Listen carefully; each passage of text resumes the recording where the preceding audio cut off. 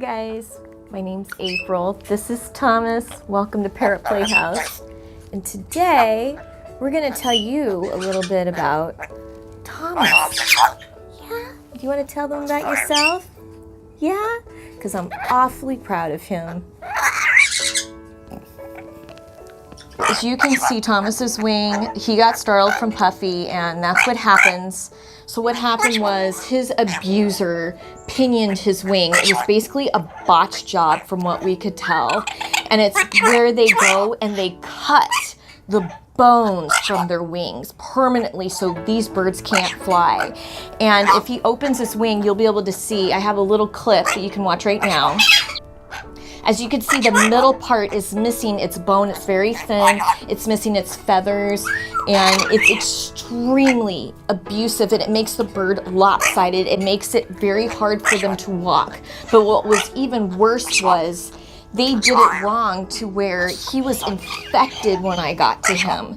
His wing was completely infected and his foot was infected. He had a hole through his foot, and he still does. It's hard to see. And the veterinarian at the time wasn't sure if Thomas was going to lose his toe.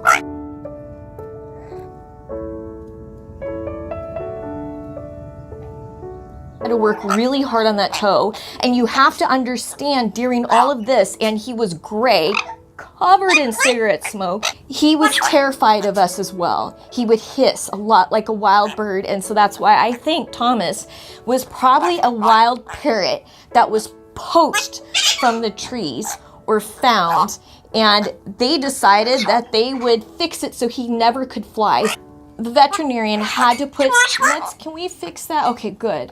The veterinarian had to put him on antibiotics, had to clean out that wing, had to clean out that foot, and then the other foot had trauma as well. So that's the other one that had trauma. This is the toe that we almost lost. Oh, that toenail never grows, and then that one was covered in pus. And so we had to save that, and I still have to be super careful, but when he walks, he hobbles. It's really hard for Thomas to walk.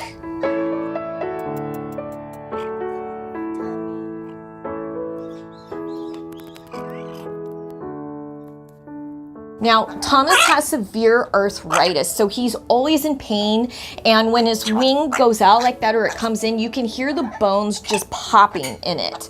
And so it was done so wrong to where the bones don't lay right.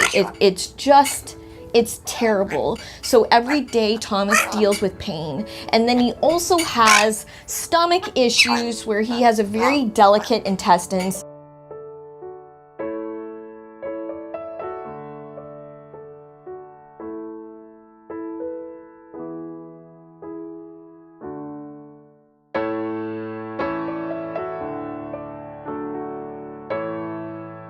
Now he sees a different veterinarian. He sees Victoria Cockatoo's veterinarian, and there's only so much we can do because we'll have to sedate him. But every time, except for this last time with Dr. Les, he's gone to the vet, he has suffered a major seizure because pals or anytime he feels he doesn't have control, he goes into a seizure. And so the veterinarian thinks that the first veterinarian thought that the seizures are caused from the trauma he went through. And then there's also a possibility he had severe trauma on his head. Something hit him or he hit hard. Here comes the Easter Bunny. Your extra special.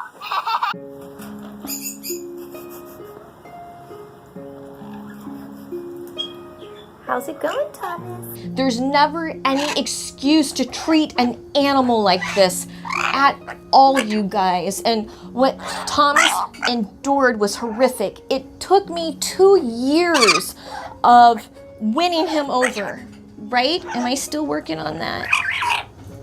He loves me. But it took 2 years of reading, first across the room reading to him, and slowly closer to the cage bars, to where I could open up the door. And at first he didn't want the door open. He was terrified. He just wanted to stay in that cage.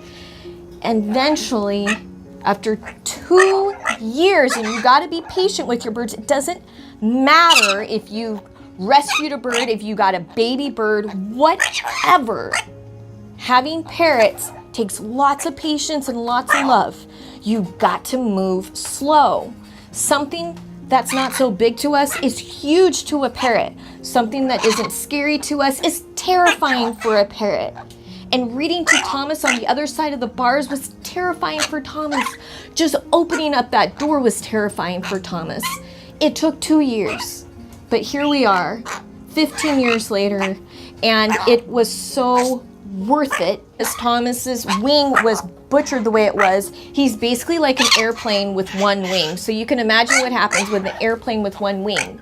If he gets spooked, that's why I'm so careful. I usually don't let him stand on top of his cage. That's why I keep him in his cage usually, unless I'm right there. If he spooks, and he has, with like a hawk outside or anything, I can't control the outside, you guys. I can't control the helicopters. He will jump and he will spiral down. He can't glide at all. And he can break his neck, he can break a leg. And if that happens, you guys, I will not put him through torture. I will not put him through all kinds of vet care, because Thomas would not be able to handle that. So I have to take really good care of Thomas, right?